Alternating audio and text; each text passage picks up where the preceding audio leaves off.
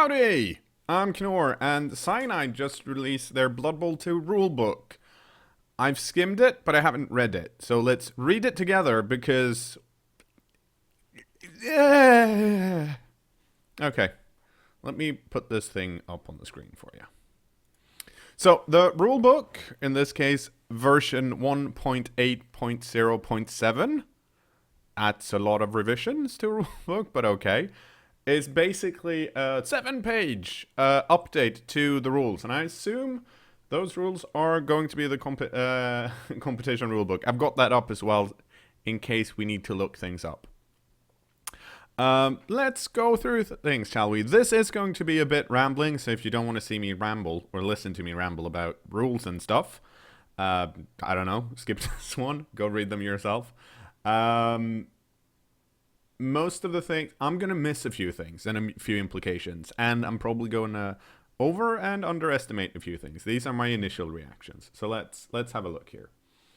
Okay, so they made some roster adjustments. Fine, I guess. To me, this isn't the biggest deal.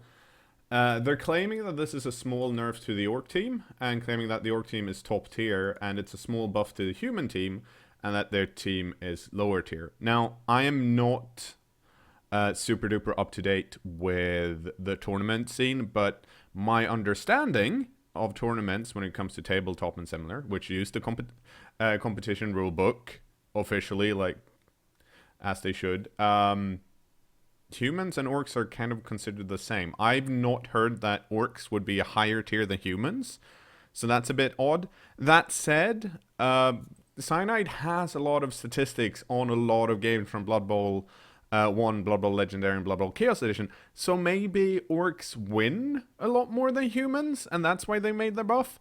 They haven't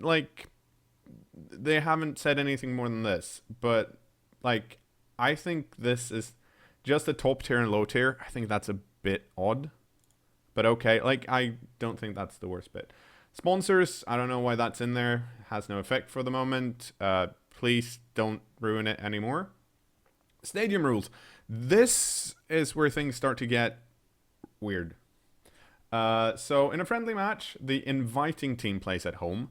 Home is suddenly important because of stadium upgrades. Remember, you can have the things where both teams get a bribe, something like that, or that you play on a different kind of turf that gives you +1 to rolls if someone fails a GFI, that kind of stuff.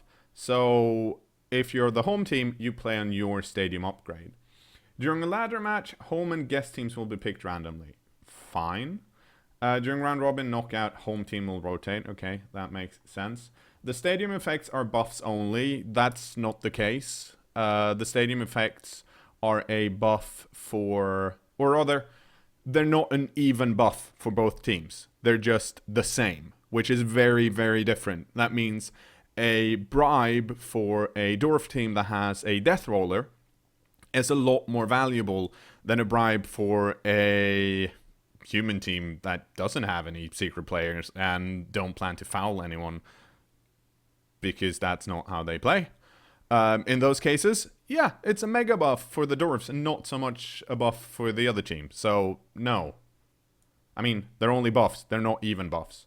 This also doesn't mention, there's no mention here why stadium upgrades are not included in the team value, which is weird because it affects your team.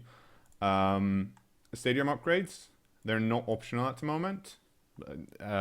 Yeah, that's fucked up. They should be, because aging is, and they kind of... Why? Team value. This is actually really, really important, because Blood Bowl 2 has a problem with the team values being wrong. Let me explain. So they claim that the team value is team's player value, plus reroll value, fan factor, and staff value. Staff value, this is where stadium upgrades would come in, for example. It doesn't. Plus amount of gold over 150. But currently, Blood Bowl 2 does not count journeymen, which is wrong, because journeymen is included in team value. So what happens is that they calculate all of your signed up players and give you that team value, and then matched up against someone in the same team value. Even if you have 2 players missing, if you have 2 players missing, you're forced to get 2 journeymen, which will then add to your team value, making there's a discrepancy in the team value that shouldn't be there. The solution to this is how it should actually work, and let me switch over to the actual rules here. This is the post-match sequence after a game. And number 7 says this is post-match, so after you played a game. If a team can only field 10 or less players for the next match, the teammate may bring journeymen onto the roster for free until the team can field 11 players for the next match. And then it goes on to say what a journeyman is. So that means that after the game, you get to choose if you want to include journeymen to bring your team up to 11 players. If you don't, your team value is going to be what it is in Cyanide.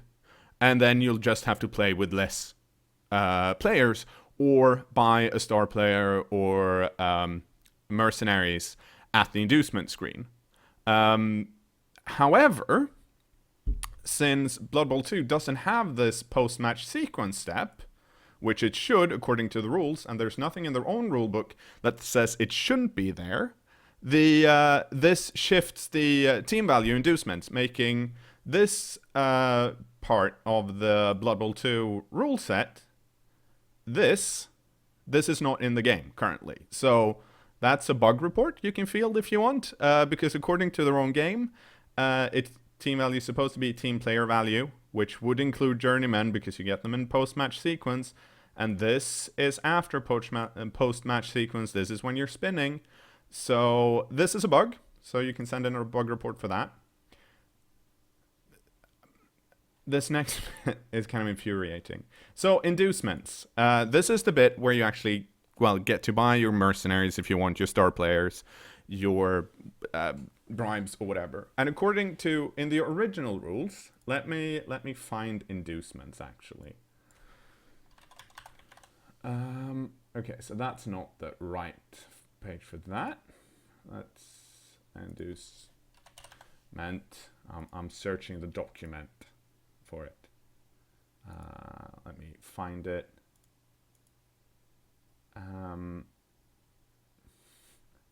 Here we go. Inducements. Teams that are at a disadvantage are often given inducements. So this is some fluff. Here's how it actually works. To represent this, an underdog in a match may be given a certain amount of gold that can be used to buy things for the team to help them in the upcoming match. The amount of gold the team receives is equal to the difference between the total value of the underdog team and the total value of the opposing team. Now this is super important because remember, these values are wrong before you get into the inducement screens in Blood Bowl 2 anyways. So here's where it gets worse. For example, if one coach has a team worth 1 million gold pieces, that's 1,000 team value. And sorry, I missed my place. While his opponent has a team worth 1,250 team value, then the first coach would be allowed to spend 250,000 gold pieces on inducements. Any of the gold that is not spent on inducement is lost, blah blah blah. If the superior opponent wishes to purchase inducements with gold from his petty cash, he must do so before the underdog purchases any of his inducements. So that's how it's supposed to work. But in Blood Bowl 2, the order to choose inducement is basically home and then guest. So if the underdog has the home field advantage, I would assume then that the underdog does not get the extra money if this the higher team value team buys inducements, which the underdog should have according to the rules. So the fact that this is home and guest rather than highest team value and then lowest team value is it's a nerf to underdogs and it's a buff to home teams. No, sorry. It's a nerf to underdogs and it's a buff to the higher team value team, because the higher team value team may be in a position where whatever they buy for inducements, the underdog doesn't get to spend. That's insane. If it works according to these rules, which I'm honestly a bit unsure about because I haven't looked too much into it, I mainly just play, but if it actually works like this, what the fuck? why would you nerf the underdog team even more when everyone already knows that the inducement that you get as an underdog is supposed to kind of level the playing field, and it doesn't really do that for two reasons. Blood Bowl 2 doesn't have all the star players or the actual things you could buy during an inducement phase, and even then, if all of that stuff was in, inducements aren't really powerful enough to even the playing field so it's even. It lowers the difference, but the superior team usually has an upper hand because the superior team has, well, they're just better. Like, it's, I do not understand why you'd use this. And then it's, you can buy any inducement you want. Gold will be first used from petty cash, free money offered before the match balances, and then from your treasury. Yeah, that's because the higher team, other team is supposed to buy first. They wouldn't have any petty cash, so I don't know why that's said. Actions: pass, foul, handoff can be declared after the player has moved. Blitz must be declared before anything else. This is not how it's supposed to work. Pass, foul, and handoff should all be declared before you start, but it was the same in Blood Bowl Chaos Edition, and yeah, I think this is more important for me in my mind for in tabletop than it is in Blood Bowl 2. Possibly, it's still a difference from the actual board game rules, though, so that's kind of important. Player aging, yeah, let's just ignore this. Kickoff, let's see. You have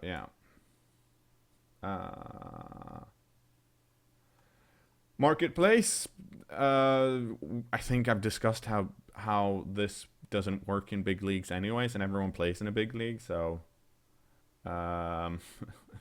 it's this bit here that ruins like the whole marketplace idea, even if you liked it, and only with no ongoing competitions in the league. Like, would NAF official ever stop all ongoing competitions to have 1 week of marketplace exchange? No, of course they wouldn't, because people play a lot of games in those leagues. Mr. Hadwick Invitational wouldn't either, because why? We're not going to stop any of our coaches from wanting to play a game just so some other people can trade players. This is the important bit. Here are the skills. We'll see how quickly I go through them. But I'll go through them, and then I'll say if it's, in my mind, if it's a nerf to a skill or if it's a buff to a skill, and what the implications then are. Once again, this is the first time I go through these skills properly, so some of my ideas might be less thought out than others, but here we go. Accurate. The player adds 1 when attempting to pass. This skill is mandatory. I don't think that should affect much. It would be an instance where you'd want an inaccurate pass instead of an accurate one, but I'm sure there are some times when you'd want that. I just can't think of any right now. Block skill prevents the player from being knocked down on a both down. This skill is mandatory. This is a nerf to the block skill in a way. In some instances, otherwise, well, yeah, there are very, very few instances where I could see it be useful to not elect to use block. But if it's mandatory, like, it depends on how they handle the other skills that affect the both down skill. Let's go on. The player uses his strength instead of agility when he fails to dodge. This skill may be only used once per turn. The skill is used only if it changes the result of your dodge. Okay, if that actually... I've read reports on the first reactions on the forum thread on bloodbowlgame.com that this is not the case. I think Squirrel did mention it. But if this is how it's supposed to work, then yeah, it's fine. This is not how it worked in Blood Bowl Chaos Edition. It just added it to your first roll. It shouldn't. But so this is kind of how it should work. Catch the player. Okay. Dauntless. The player uses his skill if he attempts to block an opponent who is stronger than himself. Roll a d6 and add it to his strength. Okay, that's badly worded. If the total is equal to or lower than the opponent's strength, use that player's normal strength. If the total is greater, his strength is equal to his opponent's when he makes the block. This skill is mandatory. Okay, I guess. It doesn't mention what happens on a frenzy or a follow-up or anything like that. Probably should. Diving catch. The player adds +1 to any catch roll from actor pass target to his square. In addition, the player can catch any pass, kickoff, or crowd throw, and that would land in an empty square in one of his tackle zones, his tackle zones as if it landed in his own square without leaving his current square. I shouldn't be reading this out loud if I can't read properly. If there are 2 or more players attempting to use this skill, neither can use it. Why? Okay, so this skill is mandatory. So that's this bit. Well, I guess so this isn't clear, but I assume the implication here is that if one player on my team and one player on my opponent's team both try and use diving catch, we can't use it. But what if I had 2 catchers that were standing within 1 tackle zone of each other? Am I not allowed to use either of my catchers then? If that's the case, that's a debuff to diving catch. Oh, I should have kept reading. If multiple players of the same team are available, one player is selected through different tests in this order. Player hasn't moved yet. Player has no tackle zone on them. Player with the best chance to catch the ball. Players with the highest agility. Randomly selected among the remaining players. Okay, so I guess this bit would mean that this bit up here, I'm still allowed to use diving catch, but why wouldn't I am allowed to select who should be the one to use diving catch. Why am I not? If this is a throw-in and I have 2 people trying to catch it, shouldn't I, like when you're trying to intercept a pass, I get to I do not understand this. If this means that the game won't let me pick who tries to use diving catch, then that's a nerf to diving catch. Diving tackle. The player may use this skill after opposing player. Okay. The skill can only be used if it changes the result of the opponent's dodge. This is a nerf to diving tackle. Not a big one, but there are some instances perhaps where you'd rather lie down than stand up if you're in a scary place. If I have a skink and I'm standing next to 2 big Chaos Warriors with Mighty Blow block tackle, then I probably want to lie down on the floor because I deem it less likely that they'll foul me than actually do like 3 die blocks on me and kill my skink. So that's a definite nerf of diving tackle, which doesn't need to be.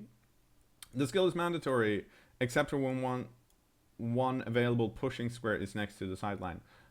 This is also a nerf to dodge. It's always it should be optional. Extra arm, a player with 1 more arms. This skill is mandatory. Yeah, I think that's fine. Fend. Opposing players may not follow up blocks made against this player even if the fend player is knocked down. This skill is mandatory. This is a very big nerf to fend because sometimes if I have a Bretonian lineman that's just around to, well, is it a big nerf? It's not a big nerf. It's actually, I don't even know if I assume fend is optional in the proper rule books. Let's have a look. Let's find fend.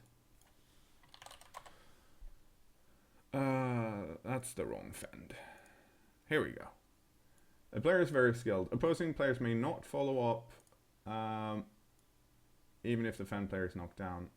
Yeah, so it doesn't say it's mandatory. That means it's optional, I think. I assume it would then work like stand firm, that I can decide if I want to use fend or not. Horn, okay, skill is mandatory. Juggernaut, now this is the interesting one. Well, one of the first ones. If this player takes a blitz action, then opposing players may not use their fend, stand firm, or wrestle skill against blocks, and he treats both down results as if a push result had been rolled instead. This skill is mandatory. This is a really big nerf to Juggernaut for 2 reasons. First of all, it breaks one of the star players in the game. There's a Skaven star player that has both block and Juggernaut, and with this skill, that means that the Juggernaut well, he's no longer a blitzer really, because you kind of want to use both down. So that's a mega nerf to Juggernaut. I have no idea why they'd want to nerf Juggernaut, because Juggernaut isn't a top pick anyway. Block is. Juggernaut, you pick Juggernaut because it's in the strength tier, if I remember correctly, rather than general tier. So it's good for big guys, for like the Minotaur that has Frenzy and can't easily get block unless the Minotaur rolls double. So you give the Minotaur Juggernaut, so then you can at least use the Juggernaut to blitz if you want, because he has Frenzy too. He can push people around. But this means that if I pick Juggernaut as my first skill up for the Minotaur, and then I actually roll double on my second skill up, then I can't pick block because I want to use him aggressively, right, to knock people down. But I'm not allowed to use block when I blitz, which in my mind means that the problem with people kicking their big guys after 2 skill ups because they didn't get a double to get block is going to increase a lot more, because now there are even less viable options to pick in the strength tier than there were before, because you wouldn't pick Juggernaut because then block's kind of useless. Block is still good defensively, but it's nowhere near as good as it was before. Like, the fact that this is mandatory is mind-boggling. And some of the other ones I don't agree with, and they're small nerfs. This one just makes Juggernaut useless, which is sad, really, because we don't want less skills, do we? Kick. This is also a nerf to kick.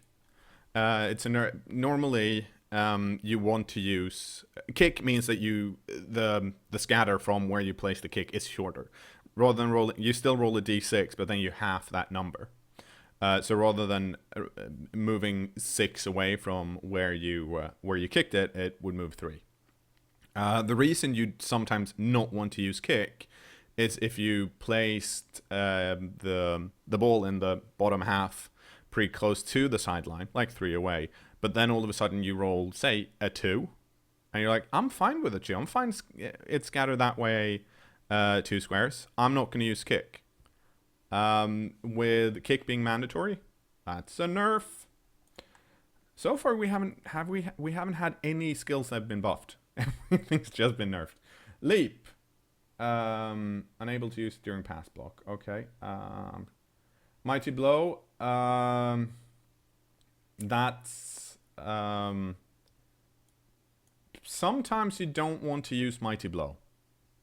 If you're playing a tournament game, if it's a league game, it's say the semifinals, and you've broken armor on someone, and you know that player that coach has an apothecary, then maybe you'd rather have that piece be knocked out than have that piece, then know that piece is going to come back next drive. Like, niche reasons for why you'd not want to use Mighty Blow, but they are there. So Mighty Blow being mandatory, that's a nerf. Nerves of Steel. This skill is mandatory. Okay. Pass. This is a nerf to pass, because sometimes if your thrower is in like 3 tackle zones. Remember, if you roll a 1 or the result of your roll is a 1, you fumble and you drop it at your feet. So if you're in a lot of tackle zones and you manage to roll like a 5 or a 6, not a 6 because that's always, but say you manage to roll a 5, so the result in the end is a 2, meaning it's not a fumble, but it's not an accurate pass.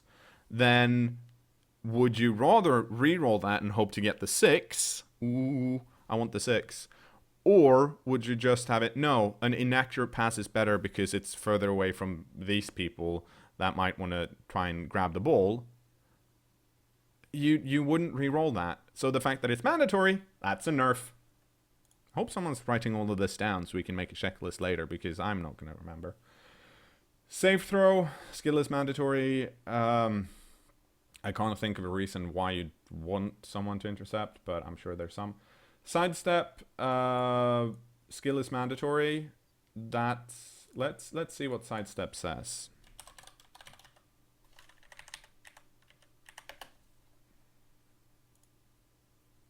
There we go. To represent this ability, his coach may choose which square is moved to when he's pushed back. May. So it's optional. Good. So this is a nerf to sidestep. And the reason this is a nerf is because normally, if a player don't have sidestep, there are 3 different squares you can push them to. By making sidestep mandatory, that means that a player with sidestep can't be an effective part of a chain push, meaning I push a player into another player into another player, because I'd have to cover all the available squares for the sidestep player to be able to be chain pushed. Otherwise, the sidestep player is just going to go to the empty space. So, nerf to sidestep. Strip ball, when a player with a skill blocks an opponent with a ball, I can't think of I'm sure there are a few instances where you don't want to use sidestep. If there are a lot of catchers with nerves of steel around on the opposing team or something. The fact that it's mandatory, nerf. Strong arm, okay. Tentacles. The opposing player rolls 2d6. The fact that this is mandatory is a nerf to the Minotaur and big guys, because it means now normally, of course, you want people to stay around because then you get a free block on them. But there are some instances where, like, well, if you dodge away and I don't have any tackle zones on me, maybe I can use the Minotaur to blitz instead because the Minotaur is really strong. So making tentacles mandatory rather than optional, it means that nerf. Just because of that, let's just double check. See if tentacles. Player may. There we go. So used to be optional. Very long legs. Add +1. Okay. Sure. I don't think that's mandatory. That's not a big deal. Non-implemented rules. These are some rules that are not currently in the game, but that we would like to discuss about and maybe include in the future. Wizard can't be used after a turnover. I don't understand what that means. Because you're supposed to be able to use the wizard at the start or end. Let's double check the wizard, shall we? Wizard. Okay, on the following page. Let's go to the following page. Wizard. The team is allowed to hire a wizard for a match as long as they can afford. Once per game, the wizard is allowed to cast either fireball or lightning bolt spell. The wizard may only cast spells at the start of his own turn before any players perform an action, or immediately after his own team's turn has ended, even if it ended with a turnover. So I guess this then I haven't used the wizard in Blood Bowl 2 so far. But I guess this, I don't actually know what this means, but it either means they don't want you to be able to use the wizard after a turnover, which is weird, or it means that you're currently not allowed to use the wizard at the end of your turn and only at the start of your turn. Someone can explain it in the comments below. Mercenaries. You can only recruit level 1 mercenaries. Same thing here. Does that mean I don't understand. Special cards. Blood Bowl doesn't feature the special play cards at the moment. Yeah, we know. They should, but they don't. So, those are all the rules. Which, I mean, the good thing about them releasing the rules is that we can now officially say, hey, this is a bug. It doesn't work according to your rules. The problem with them releasing the rules is that a lot of things we thought were bugs, turns out they're not. And the thing this rule set doesn't tell you is why they've nerfed so many skills. Because normally when you nerf a skill, it's either like, oh yeah, that's pretty obvious why you nerfed that skill.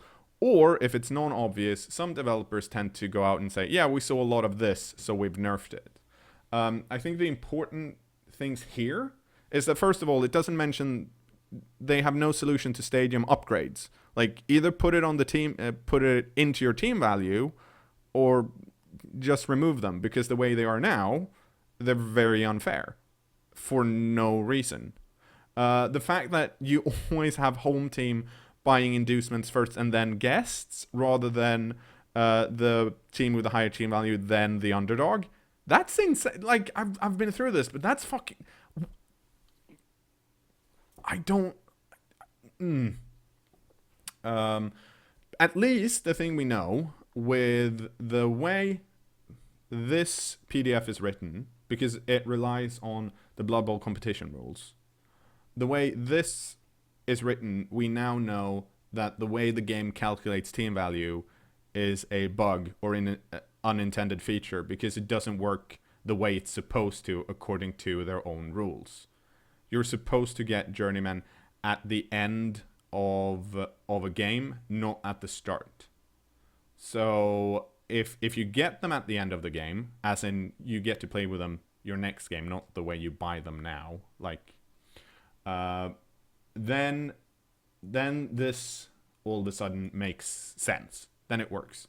But because you don't currently, this is not how the game itself works. So that's a bug.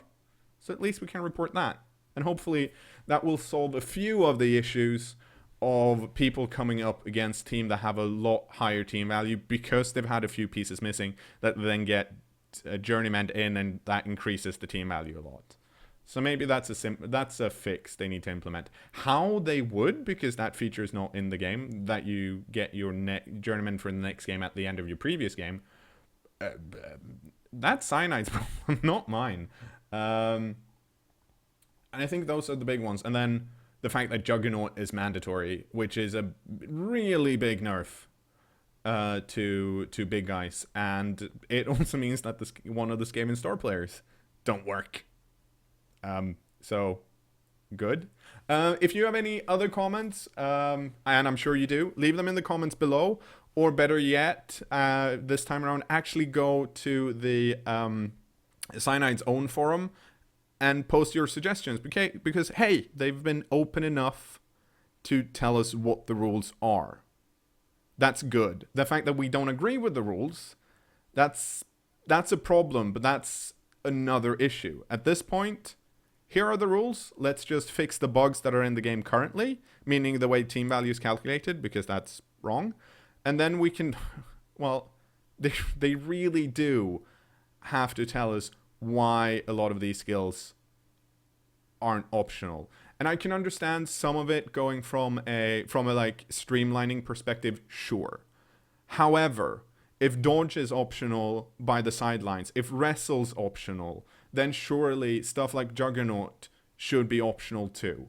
I can understand sidestep, for example, because it's I guess it's less of an issue less often. Fine. It's less of a nerf. But the same with kick. Like, if some of them can be optional, then surely some of the other ones that also rely on the fact that they're optional should be optional. Like, imagine Corn Demons if they were in Blood Bowl 2. Imagine how the Bloodthirster, which is the big guy on their team that you kind of need, that the team is built around, imagine him not being able to get block. Imagine him not being able to take other pieces out because he can only do it on a 5 or a 6, meaning a defender stumbles or a defender down, and not on a both down. That's a massive, massive nerf. That's going from 50% chance on a die to knock someone down, assuming they don't have block, to just 67%. No, the other way around. 33%. I'm sorry. Math. Difficult. Okay, I've rambled on for holy ship, 34 minutes. See you at Friday Night Blood Bowl, everyone.